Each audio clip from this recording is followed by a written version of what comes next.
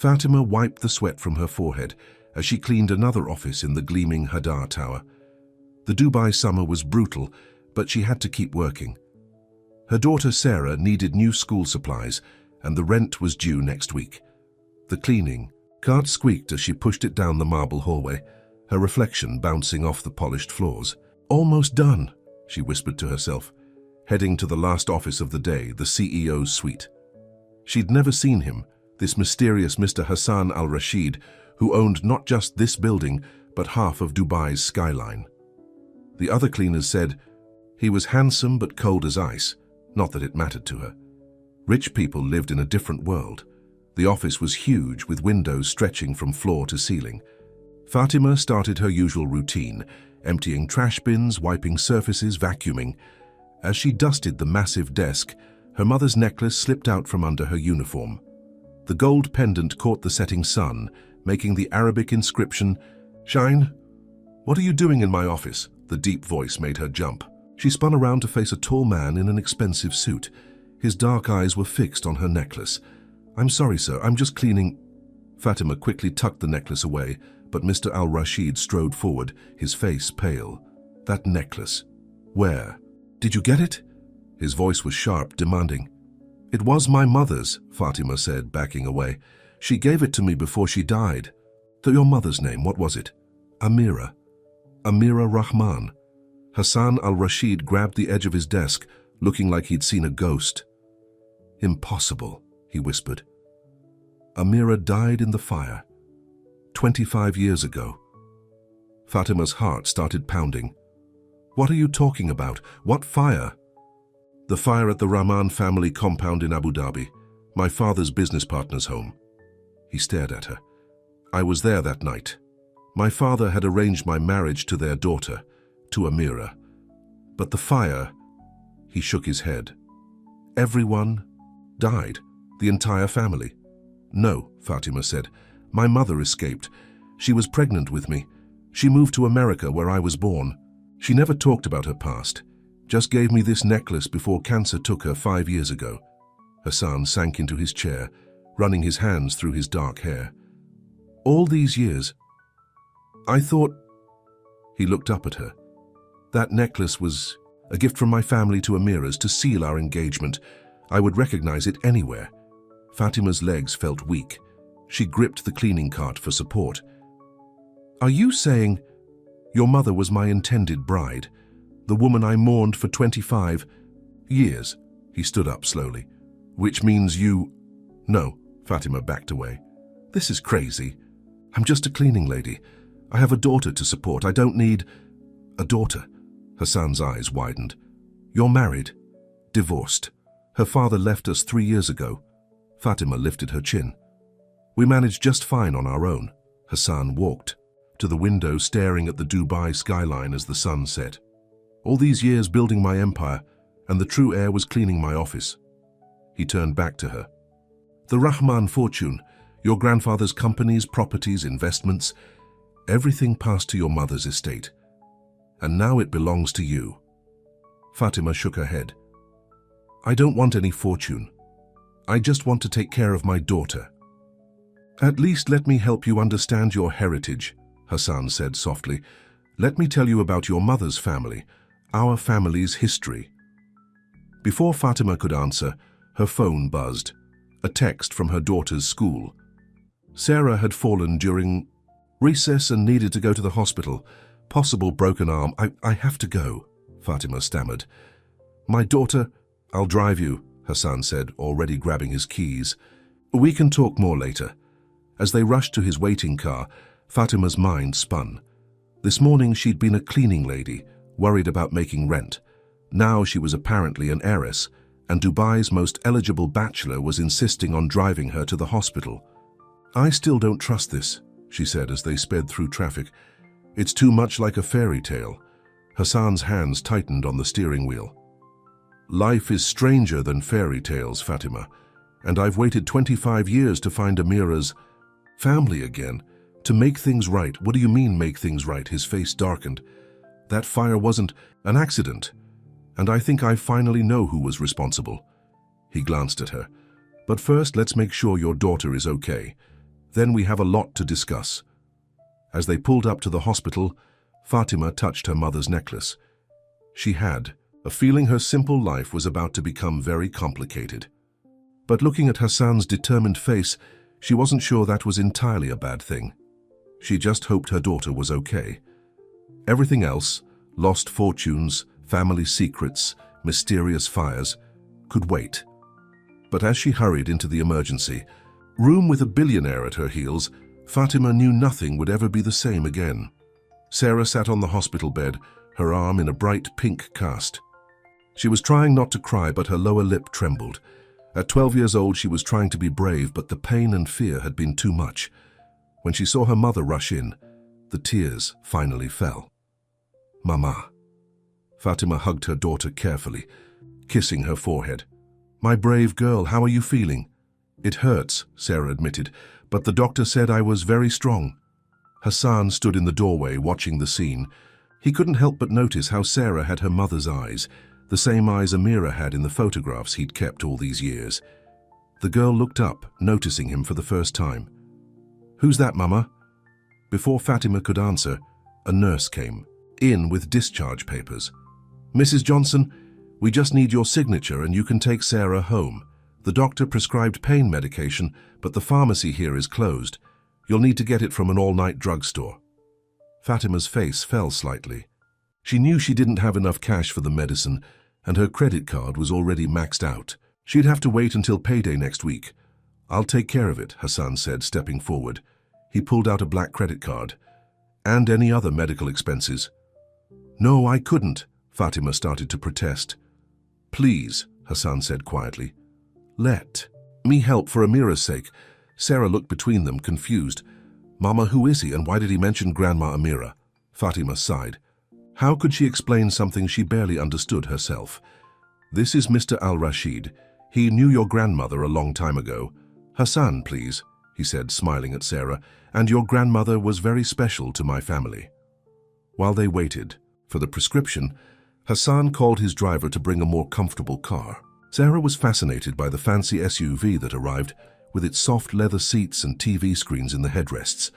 "This is better than Mohammed's dad's car, and he's the richest kid in my class," Sarah exclaimed, then blushed. "Sorry, that was rude," Hassan laughed. "No, it's refreshing. Most people are too scared to be honest with me." As they drove to the pharmacy, Fatima noticed a black car following them. Hassan saw it too, his jaw tightening. "Abdul," he said to the driver, "take the long route and call security." "What's wrong?" Fatima asked, instinctively pulling Sarah closer. "Probably nothing," Hassan said, but his eyes were hard. "But after what happened to your mother, I'm not taking any chances." At the pharmacy, Hassan insisted on going in himself to get the medicine.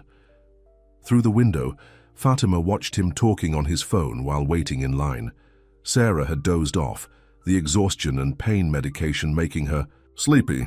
"He seems nice," Sarah mumbled, half asleep. "Like a prince from the stories Grandma Amira used to tell me." Fatima stroked her daughter's hair, remembering those stories. Her mother would tell tales of beautiful palaces, noble families, and tragic love stories. Had they not been stories at all, but memories? Hassan returned with the medicine and a stuffed camel that made Sarah smile despite her pain. As they drove to Fatima's apartment building, he was quiet, lost in thought. "That necklace," he finally said, "it has a secret. Did your mother ever show you?"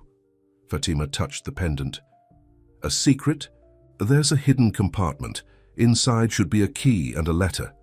Hassan glanced at her. A letter that could change everything. When they reached her building, Hassan insisted on helping them up to their apartment. Fatima was embarrassed by the small shabby place, but he didn't seem to notice. He was too busy scanning the hallway, still worried about the car that had followed them. Inside, Sarah fell asleep quickly in her room, cuddling the stuffed camel. Fatima stood in her tiny living room with Hassan, feeling overwhelmed. "Let me see the necklace," he said gently. With trembling fingers, Fatima unclasped it. Hassan turned it over, pressing, something that made the pendant pop open. Inside was a small key and a folded piece of paper, yellow with age. "After all these years," he whispered. Fatima unfolded the paper carefully. Her mother's handwriting filled the page. "My dearest daughter, if you're reading this, you've finally met Hassan. I always knew he would find you someday." The key opens a safe deposit box at Emirates International Bank. Inside is the truth about the fire, about why I had to run, and about the man who tried to destroy both our families. The key also proves your identity.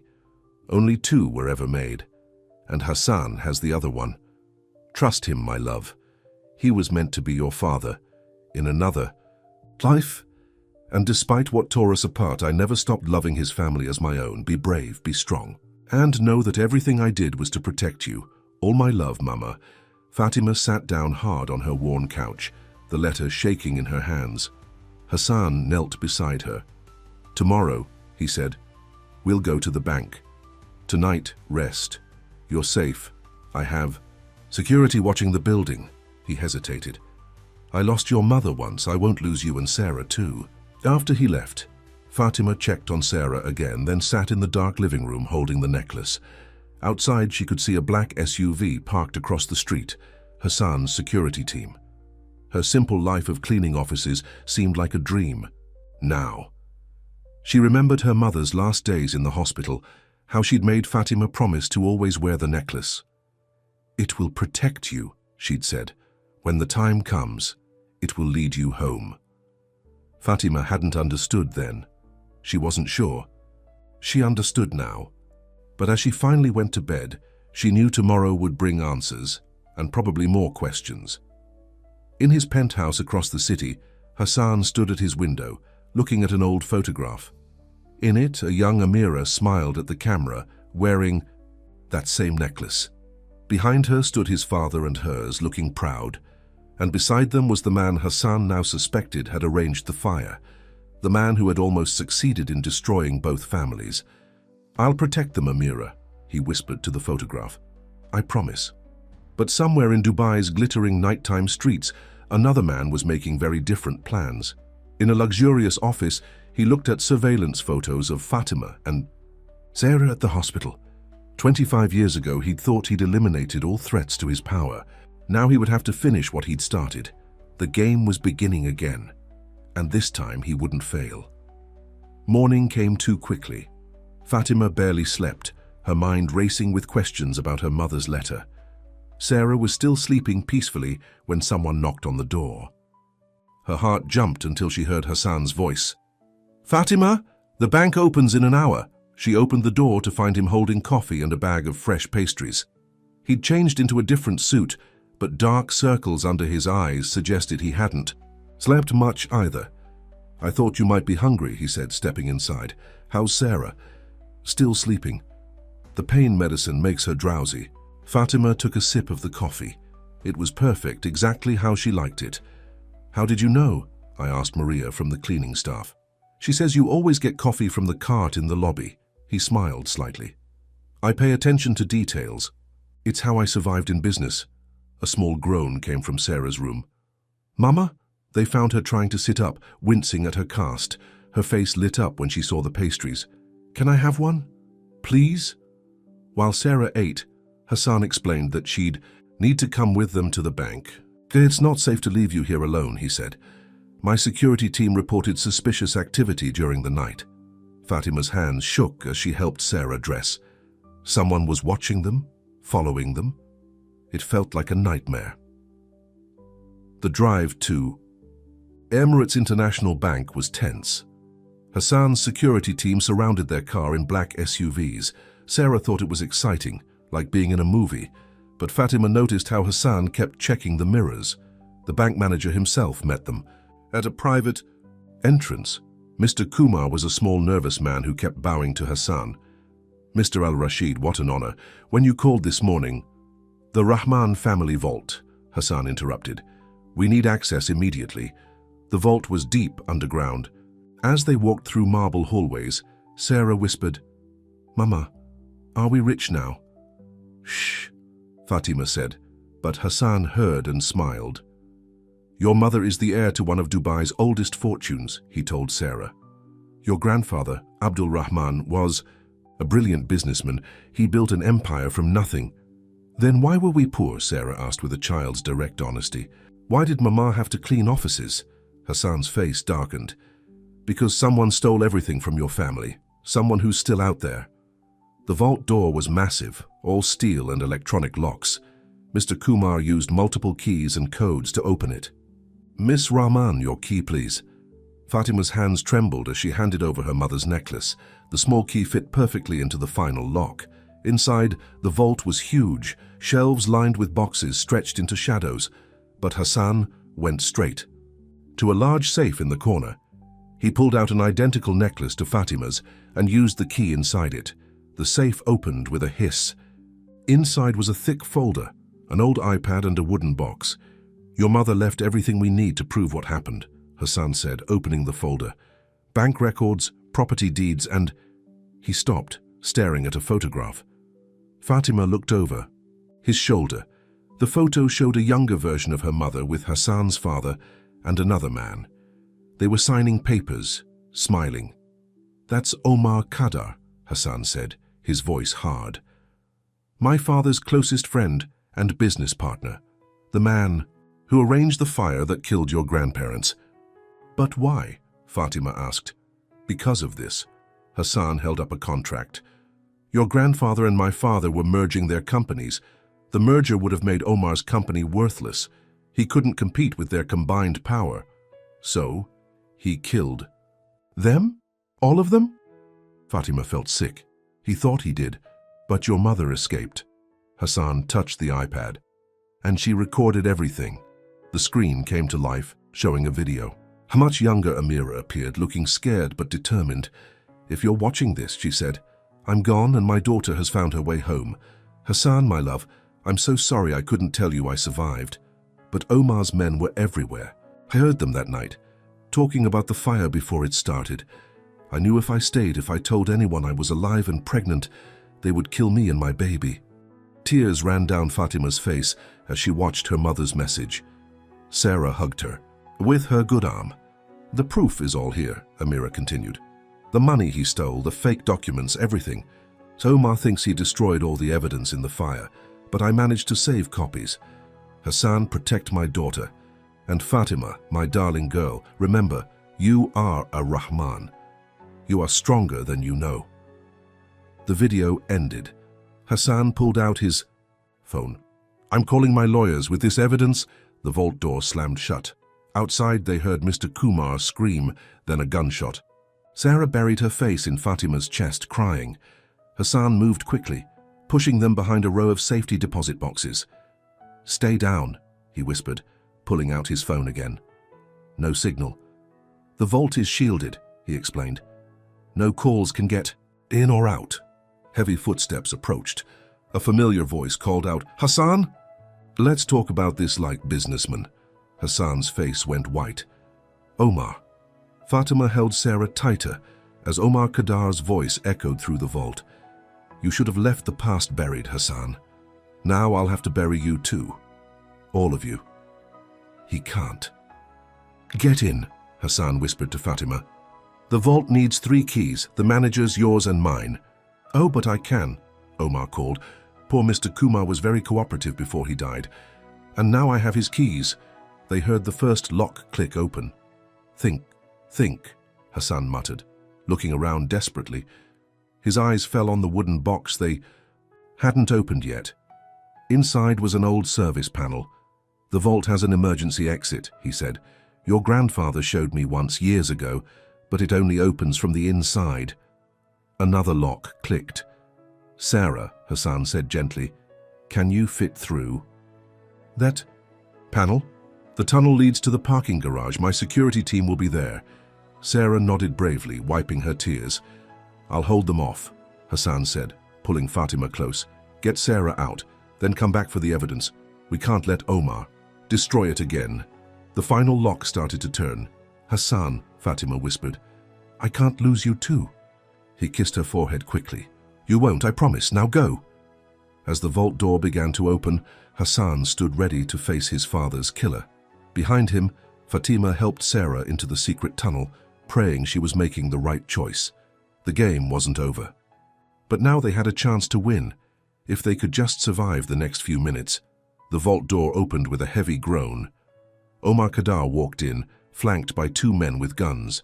His expensive suit couldn't hide how time had aged him. His hair was grey now, his face lined with years of guilt and greed. But his eyes were still cold and calculating as they fixed on Hassan.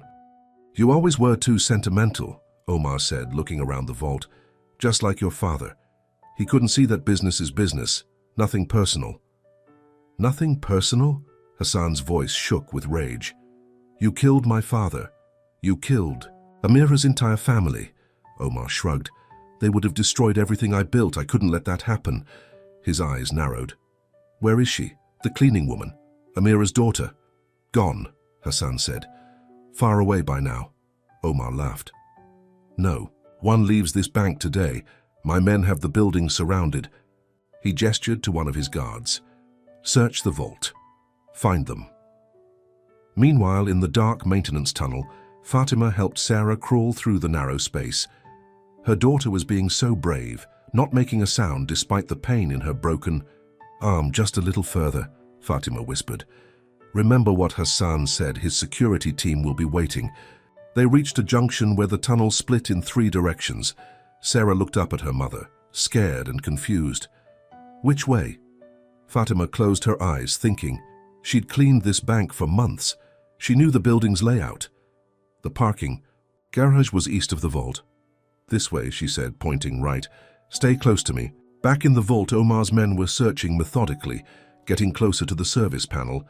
Hassan tried to distract them. "You won't get away with this again," he said to Omar. "Too many people know the truth now." "Really?" Omar pulled out his phone, showing Hassan a news alert. "Right now, fire at Hadar Tower destroys CEO office, all records lost." He smiled. "Amazing how history repeats itself." Hassan's heart sank. All his copies of the evidence gone. Everything now depended on what was in this vault. In the tunnel, Fatima and Sarah finally saw light ahead. They emerged into a dim parking garage, but something was wrong. It was too quiet. Where was Hassan's security team? A car engine started nearby. Fatima pulled Sarah behind a concrete pillar just as headlights swept past them. "Well, well," a woman's voice said. "Look what we found." An elegant woman in designer clothes stepped out of the car. Fatima recognized her from society magazines. "Monica Khadr, Omar's wife." "Mrs. Khadr," Fatima said, pushing Sarah further behind her. "Please, my daughter is hurt. Let us go." "I'm afraid I can't do that," Monica said, pulling out a small gun. "You see, I've spent 25 years enjoying your family's fortune. I'm not about to let some cleaning lady take it all away." In the vault, Hassan was stalling for time, hoping Fatima and Sarah had made it to safety. "You know what I don't understand, Omar?" he said. "The merger would have made you rich too. My father and Abdul Rahman wanted to include your company as her junior partner," Omar spat. "I would have been answering to them, taking their orders. I built my company from nothing, just like they did. I deserved equal power. So you killed them all? Even the children who were in the house that night?" Omar's face showed a flicker of something. Regret? That wasn't supposed to happen. The fire was meant to destroy the merger documents, make it look like an accident. But things got out of control, and now, Hassan asked, more accidents, more fires? "Now I finish what I started." Omar nodded to his men. "Kill him, then find the girl and her mother." But before the men could raise their guns, the lights went out. In the parking garage, Monica was marching Fatima and Sarah toward an waiting SUV when the same darkness fell. "Emergency generators should kick in," Monica said, but they didn't. Fatima acted fast. In the darkness, she grabbed Sarah and ran, using her knowledge of the garage layout from her cleaning days. Monica's shot went wild in the dark. "Mama," Sarah whispered as they hid behind cars. "I'm scared." "I know, baby. But we have to be brave like Grandma Amira." Fatima held her daughter close. "And we have to help Hassan." Security alarms began blaring throughout the building. In the vault, Hassan used the confusion to tackle one of Omar's men. They fought in the dim emergency lights rolling on the floor. Omar grabbed the evidence folder, stuffing it into his jacket. "Burn it all," he shouted to his other guard, "like before." But as the guard pulled out a lighter, a new voice spoke from the service tunnel. Not this time. Fatima stood there holding Omar's wife Monica at gunpoint, with Monica's own gun. "Drop the lighter," she ordered. "Now!" The guard looked at Omar, who nodded slightly, but instead of dropping it, he flicked it on and reached for the papers. Shot rang out. The guard fell, clutching his shoulder. Behind Fatima, Sarah had managed to hit the emergency alarm with her good arm, and now Hassan's security team poured in through the main vault door. "You're under arrest," the head of security said to Omar, "for murder, fraud, and attempted murder." Omar looked around wildly, then pulled out another lighter. "If I burn the evidence, it's still your word against mine." "No," Hassan said, standing up from the unconscious guard. "It's not." He held up his phone. "I've been recording everything." "You said? About the fire, about killing my father, all of it." Monica started crying. "Omar, you fool! You promised me it would never come out. Take them away," Hassan ordered his men. "All of them." As Omar and Monica were led out in handcuffs, Fatima hugged Sarah tight. "My brave, brave girl." Hassan joined them, wrapping his arms around them both. "Are you okay? When I heard the shot upstairs—" "We're fine," Fatima said. "But how did you know we'd come back?" Hassan smiled. "Because you're your mother's daughter, and Amira never ran from a fight." Later, as police and ambulances surrounded the bank, Hassan sat with Fatima and Sarah in his office across town. The evidence was safe, Omar and his conspirators were in jail, and the truth was finally coming out. "So what happens now?" Sarah asked, yawning. The excitement and pain medicine were making her sleepy again. Hassan looked at Fatima. "That depends on your mother." "What do you mean?" "The Rahman fortune is yours now. The companies, the properties, everything." He paused. "Including this building." Fatima looked around the huge office where just yesterday she'd been cleaning. "I don't know anything about running companies." "I'll teach you," Hassan said softly. "If you'll let me." Their eyes met, and something passed between them, something that had been growing since that first moment he saw her necklace. "For now," Fatima said, "I just want to take Sarah home and rest. Tomorrow we can talk about fortunes and companies." Hassan nodded. "Of course. But maybe dinner first, all three of us." Sarah perked up. "Can we get pizza?" They all laughed, the tension of the day finally breaking. Looking at them, Fatima touched her mother's necklace. For the first time, it felt not like a memento of loss, but a key to a new future. Outside the office windows, Dubai glittered in the evening light. Somewhere out there was the home her mother had fled, the life she should have had. But looking at Hassan and Sarah, Fatima realized maybe she hadn't lost that life after all. Maybe she'd finally found it. 2 weeks had passed since the dramatic showdown at the bank. Fatima stood in front of her bathroom mirror, hardly recognizing herself. The designer dress Hassan had sent over fit perfectly, but she still felt strange wearing something that cost more than 6 months of her old salary. "Mama!" Sarah called from the living room. "The car is here." They weren't living in their small apartment anymore. Hassan had insisted they move into a secure penthouse until Omar's trial. The view of Dubai was breathtaking, but sometimes Fatima missed her simple life. At least Sarah was happy. Her new school had a great art program, and her broken arm was healing well. The doorbell rang.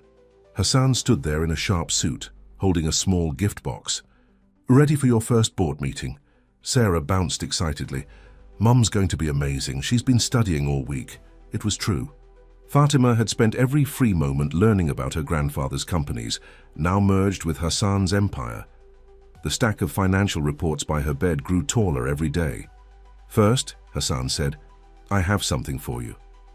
He opened the box, revealing a beautiful watch. "It was your mother's. We found it in another safety deposit box yesterday." Fatima's eyes filled with tears as she put it on. She always said she lost it in the move to America. She must have left it behind that night planning to come back for it. Hassan's voice was soft, like she left so many things behind. The drive to Rahman Tower, now Rahman Al Rashid Tower, was quiet. Fatima's stomach was in knots. Today she would face the board of directors, many of whom had worked with her grandfather. What if they don't accept me? She whispered. Hassan took her hand. They'll see what I see, Amira's strength in you.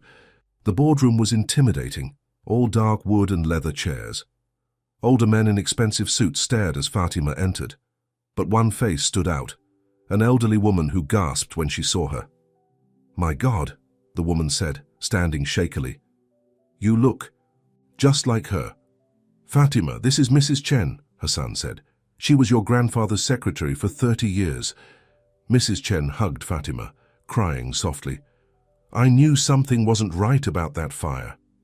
Abdul would never have left such a mess in his office. He was too careful. But when they found the body, Mrs. Chen was the one who helped me start investigating, Hassan explained. She kept copies of some documents Omar thought he'd destroyed. As the meeting began, Fatima felt stronger knowing she had allies in the room. She presented her ideas for modernizing the company, including a foundation in her mother's name to help women entrepreneurs. My grandfather built this company to help people, she said firmly. To create jobs and opportunities, I want to continue that legacy. Most board members nodded approvingly, but one older man frowned. Miss Rahman, with all due respect, running a multinational corporation is not like cleaning offices. You're right, Mr. Phillips, Fatima replied calmly. When you clean, you see everything, every detail, every problem, every chance to make things better. You learn to work hard, to be thorough, and to take pride in what you do. My grandfather started as a pearl diver. I started as a cleaner. We both know the value of honest work. The room was silent for a moment. Then Mrs. Chen started clapping. Others joined in, and even Mr. Phillips gave a grudging nod.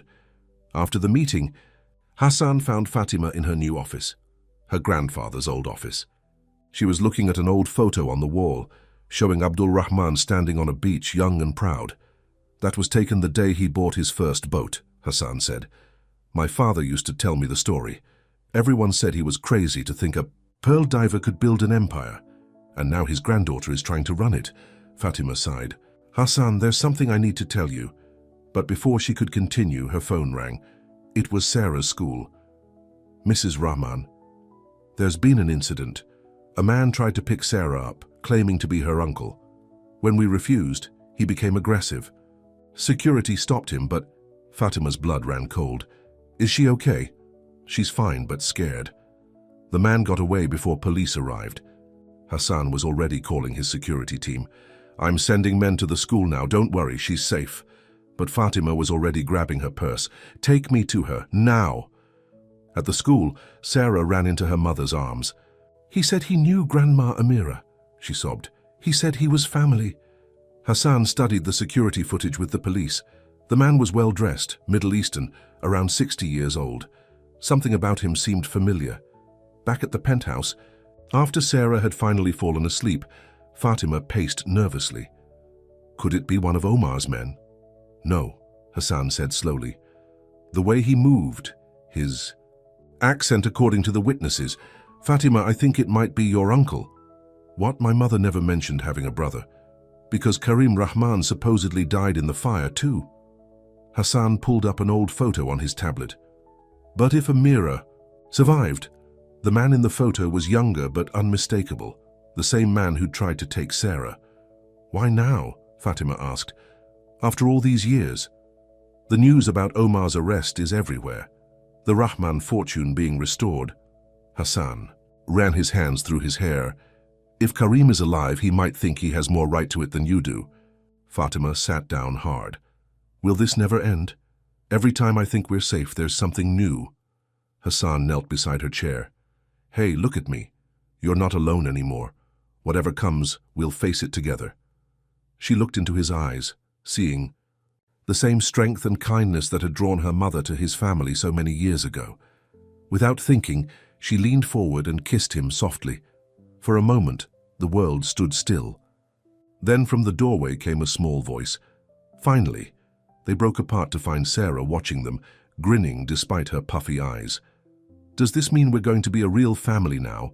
Hassan laughed. Come here, both of you. As he held them close, Fatima felt tears on her cheeks, but for the first time in weeks they were happy tears. Whatever her uncle wanted, whatever challenges lay ahead, she knew they would face them together. But somewhere in Dubai, Karim Rahman was making plans of his own. In a luxurious hotel room, he looked at old photos spread across the bed, photos of his sister Amira, of the night of the fire, and of Omar Khadr making a deal that had changed everything. "Soon, little sister," he whispered. "Soon everyone will know the real truth about that night." The morning newspaper headlines screamed across Dubai, "Rahman Hair challenged, long-lost uncle claims fortune." Fatima dropped the paper on her desk, her hands shaking. Next to the article was a photo of Karim Rahman standing in front of the Rahman Al Rashid Tower, looking confident and polished. "He's already talking to the press," Hassan said, walking into her office. "Claiming he has proof that Amira gave up her rights to the fortune before she died." "That's impossible," Fatima said. "My mother would never—" "Mrs. Rahman?" Her assistant poked her head in. "There's a delivery for you." A large manila envelope sat on her desk. Inside was an old document, yellow with age, and a note in elegant handwriting.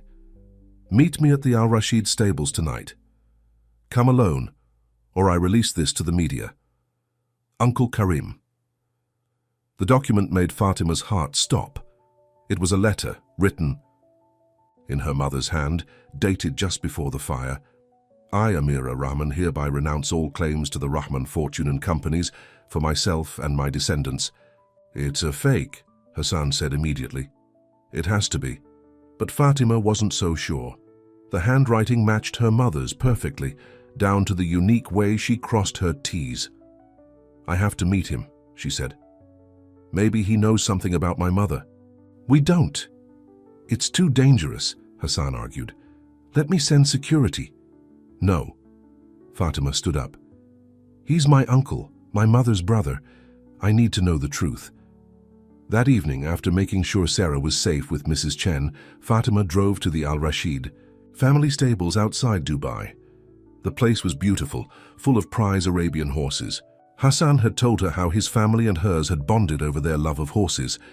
Karim was waiting in the main stable, looking at an old photo on the wall. It showed two young couples on horseback, Hassan's parents and Fatima's grandparents. "You have her eyes," he said without turning around. Amira's eyes always gave away what she was feeling. "Why did you try to take Sarah from school?" Fatima demanded. "I needed to get your attention." He finally faced her. "And to see my great niece for myself." She looked so much like Amira at that age. "The letter," Fatima said. "Is it real?" "Oh yes." Karim pulled out another envelope. "And there's more. So much more that Omar Khadr doesn't want found." "What do you mean?" "The fire wasn't just about the merger." Karim's eyes were haunted. "It was about what your mother discovered, about who Omar really was and what he'd done to get his fortune." He handed her the envelope. Inside were photographs, Omar meeting with dangerous-looking men, documents showing massive money transfers to offshore accounts. Omar wasn't just threatened by the merger, Karim explained. He was running a massive money laundering operation. Your mother found out. She was going to expose him, but the letter was forced. Omar threatened to kill everyone she loved if she didn't sign it. But Amira was smart. She signed, then gathered evidence against him anyway. Karim's voice broke. "I was supposed to help her expose him that night, but Omar found out. He set the fire early before we could act." "You survived too," Fatima whispered. "Why didn't you find us?" "Because I thought I'd failed her." "Failed everyone." Karim sat heavily on a hay bale. "I spent years tracking Omar's operation, gathering evidence. When I saw the news about you, about the fortune being restored, I knew it was time. Footsteps behind them made them turn." Hassan stood there looking furious. "You followed me?" Fatima asked. "Of course I did. I won't lose you like I lost Amira." He glared at Karim. "Why should we believe you?" "Because," a new voice said, "he's telling the truth." Mrs. Chen stepped out of the shadows holding a laptop. "Show them, Karim." The laptop contained emails, bank records, surveillance photos, 25 years of evidence against Omar Khadr. "Mrs. Chen and I never stopped investigating," Karim explained. "She was my inside source all these years. Omar's not just facing murder charges now, Mrs. Chen said. With this evidence, his entire criminal empire will fall. Hassan studied the documents carefully. This is why he was so desperate to destroy everything in the vault, and why he tried to burn your office, Karim added. He knew Amira might have left copies of the evidence there. Fatima sat down, overwhelmed. All these years, my mother was trying to protect everyone. She succeeded, Karim said gently. She protected you, and now you're here to finish what she started. A soft neighing made them all look up. In a nearby stall, a beautiful white mare was watching them. That's Star, Hassan said softly. Born the night of the fire. We could never sell her, even though every buyer wanted her. She was meant to be a wedding gift for your mother. Fatima walked over to the horse, who nuzzled her hand gently. She's beautiful. She's yours now, Hassan said. Like everything else that was meant for Amira. Karim cleared his throat. About the fortune, I don't want it.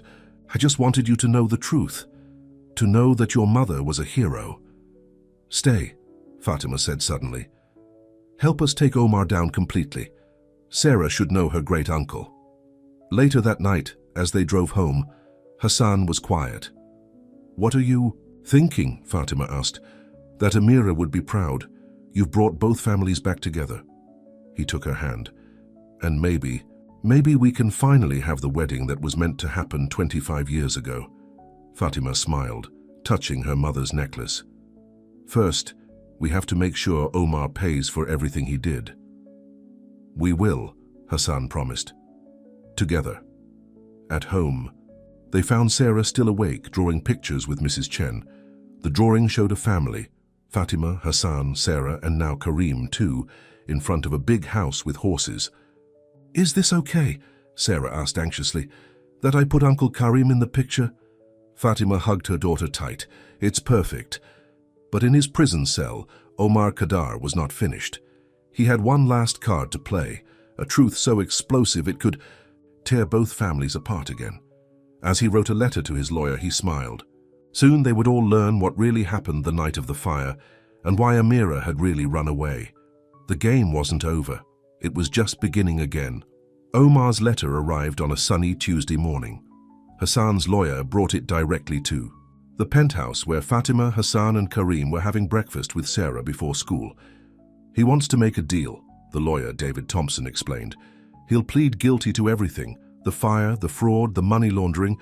In exchange, he wants one private meeting with all of you. It's a trap, Karim said immediately. He's in maximum security, David replied. He can't hurt anyone, but he claims to have information about the night of the fire that will change everything. Fatima watched Sarah finish her breakfast, innocent and happy. What do you think he knows? Whatever it is, Hassan said, we should hear it. End this once and for all. The prison visiting room was cold and grey.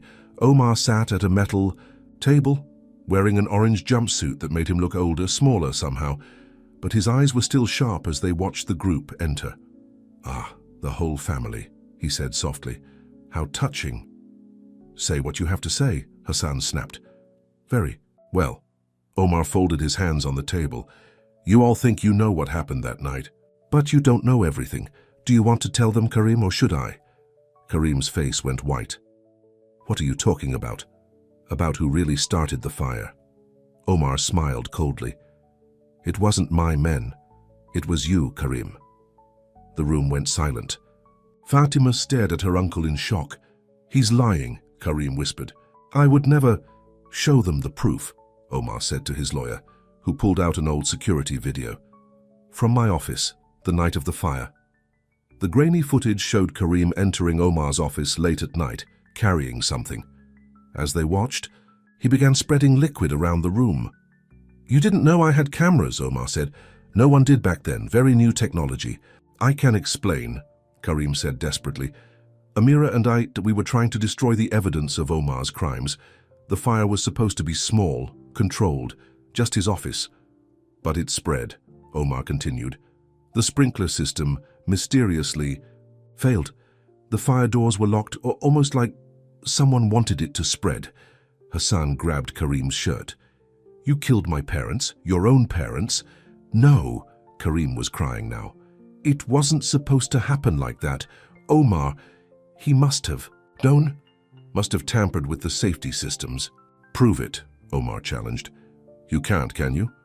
Just like you can't prove I had anything to do with the fire. The only evidence against me is circumstantial. But this video? This is very real. Fatima felt sick. Did my mother know? Is that why she really ran? Amira found out later, Karim admitted. She called me in America desperate, said she was pregnant, scared. I told her to hide, to change her name. I thought I was protecting her. You were protecting yourself, Hassan snarled. Not exactly, Omar interrupted. You see, Amira was protecting someone else entirely. Would you like to know who? Fatima's heart was pounding. What do you mean? Your mother wasn't just pregnant when she fled, Omar said. She was pregnant with twins. The room spun. Fatima grabbed the table for support. No, that's not possible. Oh, but it is. Omar pulled out an old hospital record. She gave birth to twins in Boston. 1 girl and 1 boy. But the boy was sick, needed expensive treatment. Treatment she couldn't afford. Stop, Fatima whispered. So she made a deal. With me. Omar's eyes glittered. I would pay for the boy's treatment. Give him a good life. In exchange, she would disappear with you, never claim the Rahman fortune. You're lying, Hassan said, but his voice shook. Am I? Omar turned to his lawyer, who pulled out more papers. Birth certificates, adoption records, and DNA tests done recently. Would you like to meet your twin brother, Fatima? I believe you already have. The door opened. A young man walked in, the same age as Fatima, with her eyes and her mother's smile. Hello, sister, said David Thompson, Omar's lawyer. I've been watching over you since you came back to Dubai, just like I promised Mom I would. Fatima stared at the man who looked so much like her, who had been right there all along. She remembered how David had handled all the legal work after the bank incident, how he'd seemed to know exactly what to do. You knew? She whispered. All this time? Mom made me promise not to tell you until the time was right.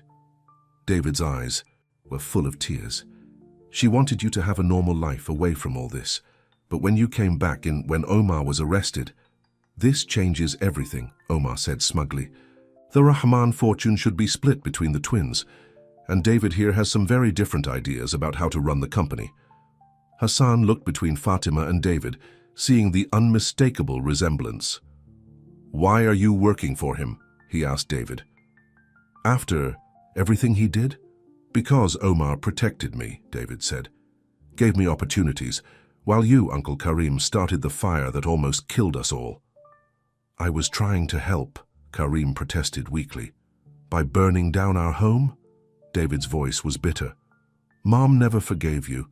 That's the real reason she ran, not because of Omar, but because of you. Fatima felt the world shifting under her feet. Everything she thought she knew about her mother, about that night, was changing. What do you want? She asked Omar. I said, a deal. I confess to everything, go to prison. But the company splits between you and David and Karim. Omar smiled.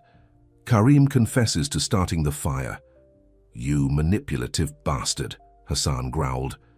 Think about it, Omar said. You have 24 hours. Oh, and Fatima? Ask your daughter how she likes having David as her uncle. He's been visiting her at school, you know. Those art supplies she loves, all from him.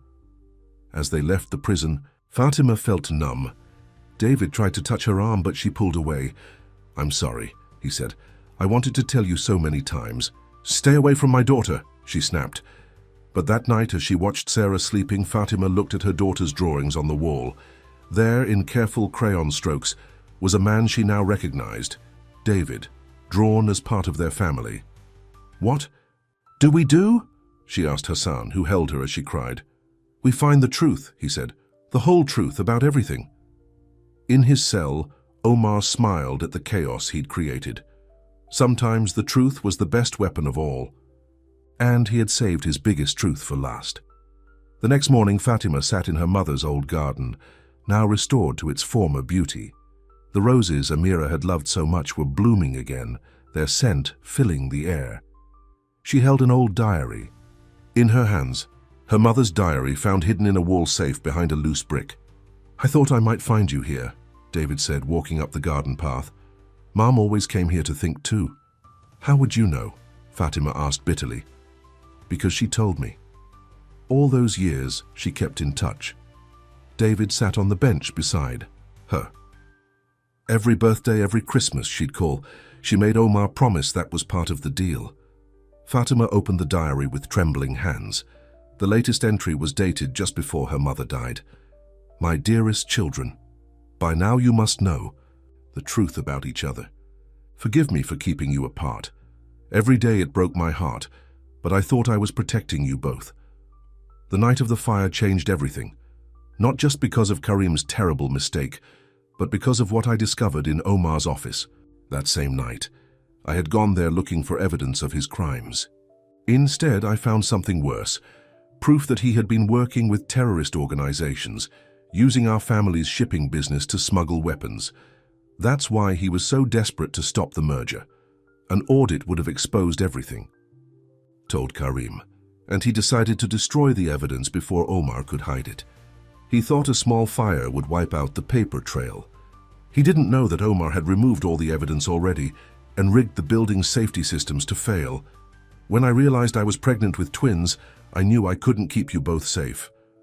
Omar found me in Boston. He offered me a deal. One child would stay with him, protected by his power and money. The other would disappear with me. He would keep David safe from the terrorists he worked with, and I would keep Fatima safe from him. But there's something else you need to know. Something about Hassan's father, and why the marriage was arranged. Something that changes everything." The rest of the page was torn out. "Did you know about the weapons?" Fatima asked David. "Not until recently. When I found out, I started gathering evidence against Omar myself." He pulled out a flash drive. "Everything's here. That's the real reason I stayed close to him, to bring him down from the inside." Fatima stared at her twin brother, seeing him clearly for the first time. "Why didn't you tell me sooner?" "Because Omar was watching. He threatened Sarah." David's eyes filled with tears. "My niece. I couldn't risk her safety. But now..." "What?" "Now we have everything we need to destroy him. The weapons evidence, the proof he sabotaged the fire safety systems." David touched the diary. "And whatever secret Mom knew about Hassan's father. Hassan found them in the garden an hour later, heads bent together over the diary, looking so alike it made his heart ache." Karim confessed, he said quietly, "to starting the fire. He's turning himself in now." "No," Fatima stood up. "We can prove Omar was behind it all." "Can we?" Hassan looked tired. "The video shows Karim starting the fire. Omar's lawyers will say everything else is circumstantial." "Show him," Fatima told David. As Hassan watched the evidence David had gathered, his face changed. "This is what we needed. But why help us now? You're Omar's lawyer." "I'm my sister's brother first," David said simply. "And Sarah's uncle. Family is everything. That's what Mom always said." Fatima touched her mother's necklace, remembering something. "The key in my necklace." "David, do you have one too?" He pulled out a chain from under his shirt, identical to hers. "Mom said they're a matching set, but I never knew what they opened." Hassan's eyes widened. "The basement vault, in the old Rahman house. It needed 2 keys to open. Your grandfather was paranoid about security. The old Rahman mansion had been rebuilt after the fire, but the original vault remained." As they descended the stairs, Fatima felt like she was walking into history. The vault door was hidden behind wood paneling. 2 small keyholes gleamed in the dim light. "Together?" David asked. Fatima nodded. They inserted their keys and turned them simultaneously. The vault opened with a hiss. Inside, they found more photos, documents, and a letter in a sealed envelope addressed to Hassan. "It's from my father," Hassan whispered, reading quickly. His face went pale. "No, this can't be..." "What is it?" Fatima asked. "My father. He was working with Omar. They were both involved in the weapons smuggling." Hassan's hands shook. "But when he found out the weapons were going to terrorists, he was going to expose everything. That's why Omar..." "Killed him," David finished. And our grandparents, and tried to kill Mum. There's more, Hassan said. The arranged marriage, as it wasn't just about merging the companies. My father and your grandfather were gathering evidence against Omar. The marriage would have joined the families officially, making it easier to work together. And now? Fatima asked softly. Does this change things between us?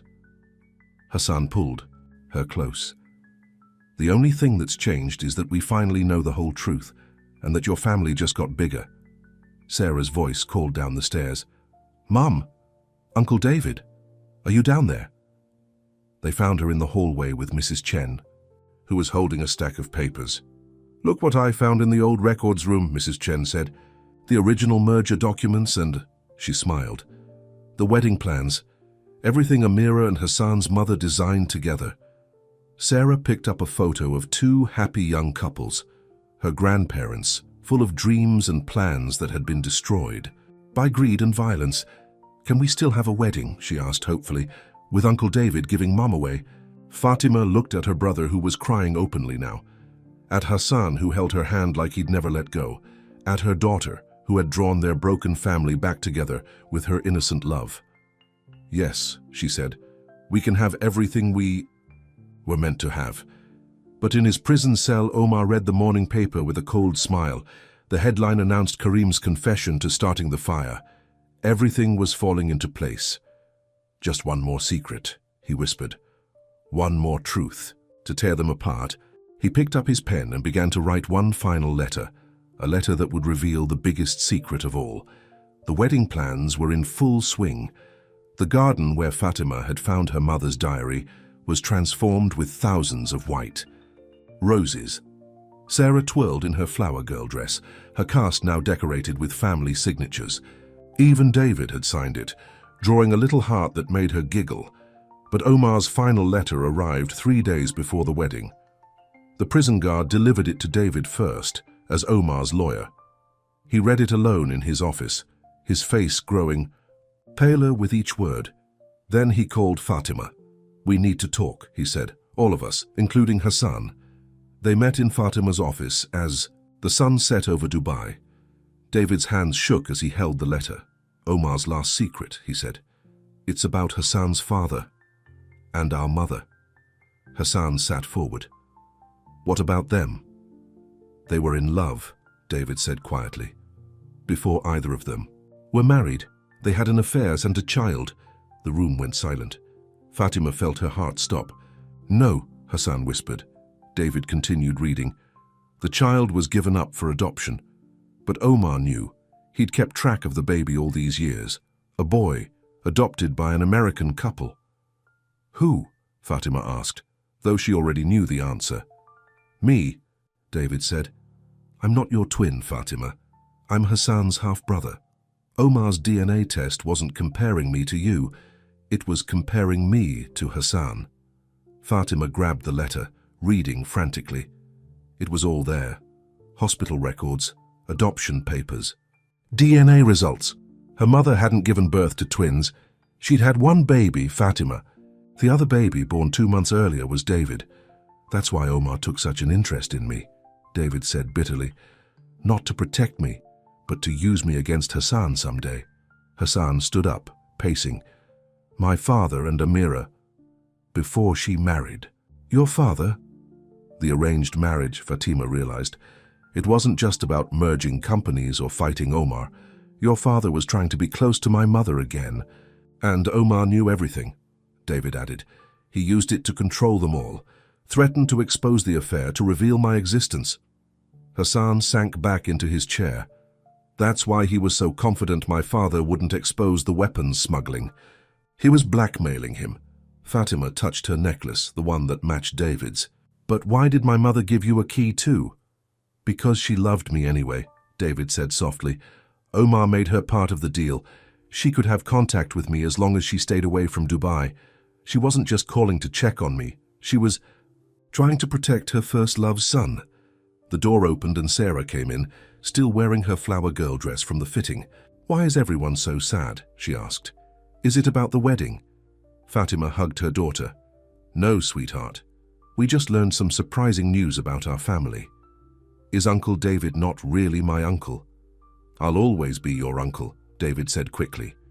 "Just in a different way than we thought." Sarah considered this. "So he's going to be my step-uncle instead. When Mom marries Hassan?" Hassan looked at Fatima, pain in his eyes. "Maybe we should postpone the wedding until we figure all this out." "No," Sarah stamped her foot. "You love each other. Who cares about what happened 1,000,000 years ago?" Out of the mouths of babes, Fatima thought. She looked at Hassan, the man she loved, who had stood by her through everything. At David, not her twin, but still family in a different way. Both of them bound together by her mother's love, by choices made long ago. "Sarah's right," she said. "The past is past. Omar tried to use it to tear us apart, but he failed. Love isn't just about blood, it's about choice. And I choose this family, complicated as it is." Hassan took her hand. "Are you sure?"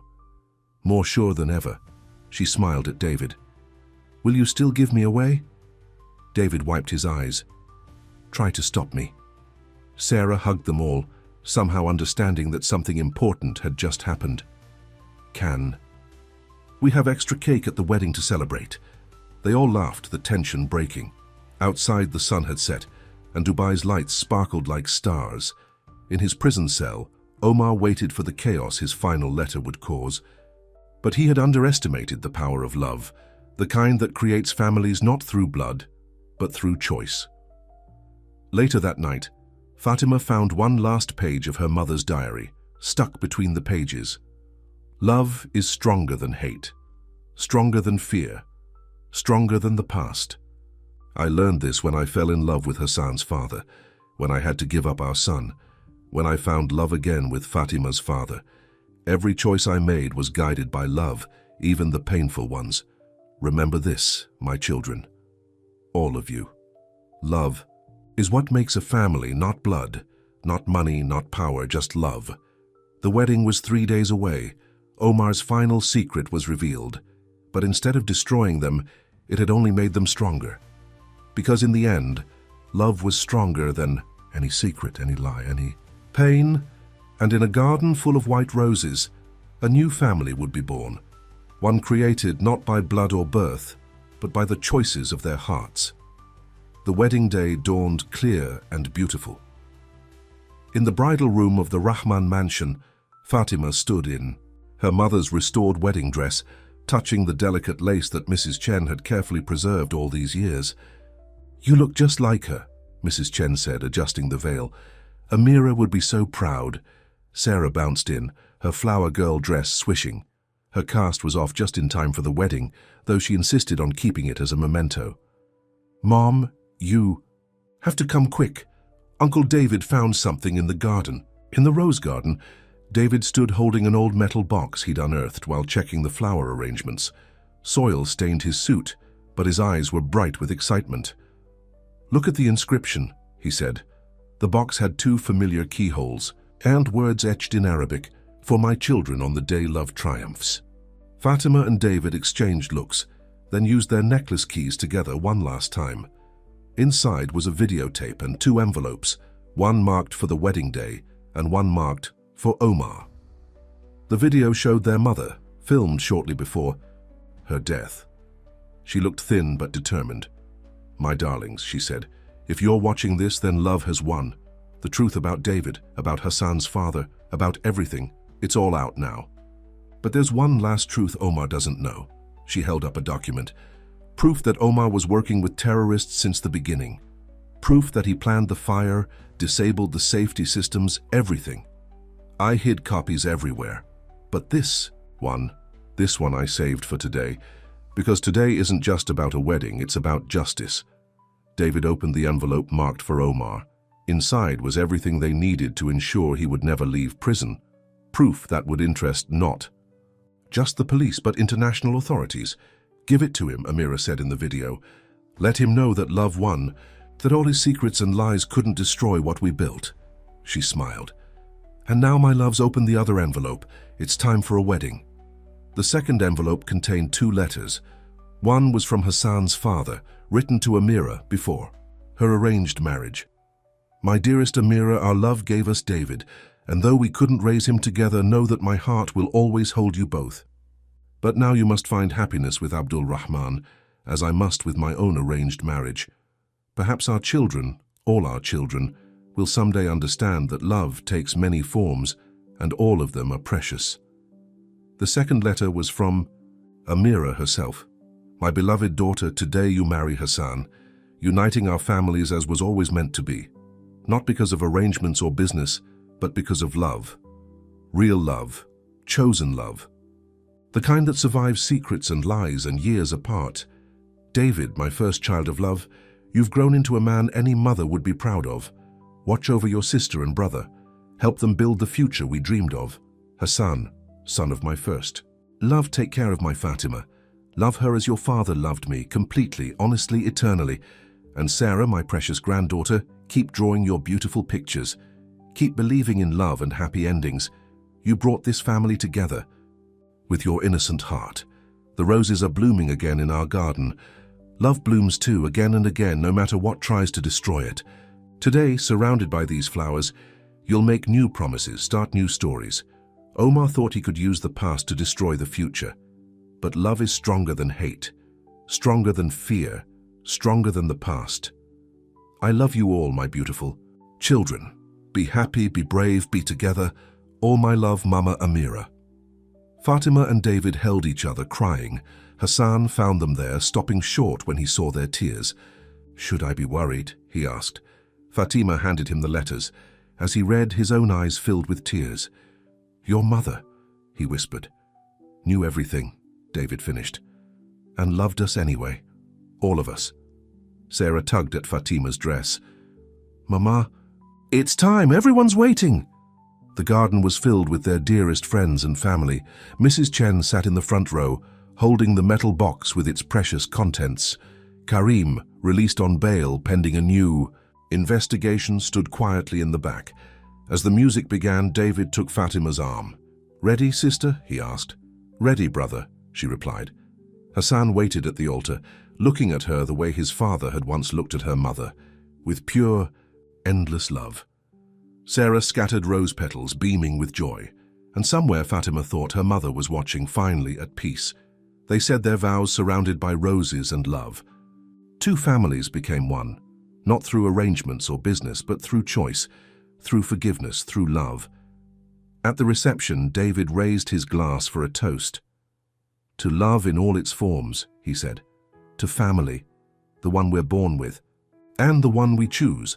To truth that sets us free, and to my amazing sister and brother, who showed me that love is stronger than any secret. Later, as they danced under the stars, Hassan held Fatima close. Happy? He asked. She looked around at their family. Sarah dancing with David, Mrs. Chen sharing stories with Karim, the roses blooming all around them. Perfect, she said. In his prison cell, Omar received the final envelope. As he read, his face fell. His last weapon, the truth about David, hadn't destroyed them. Instead, it had made them stronger. And in the garden where it all began, where love had bloomed and died and bloomed again, a family danced together under the stars. Not because of blood or birth or business arrangements, but because love, real love, chosen love, had triumphed in the end. Sarah's latest drawing hung in the bridal room, a family portrait showing all of them together, surrounded by roses, with a bright sun shining overhead. At the bottom, she'd written in careful letters, "Love makes a family," and in the end, that was the greatest truth of all.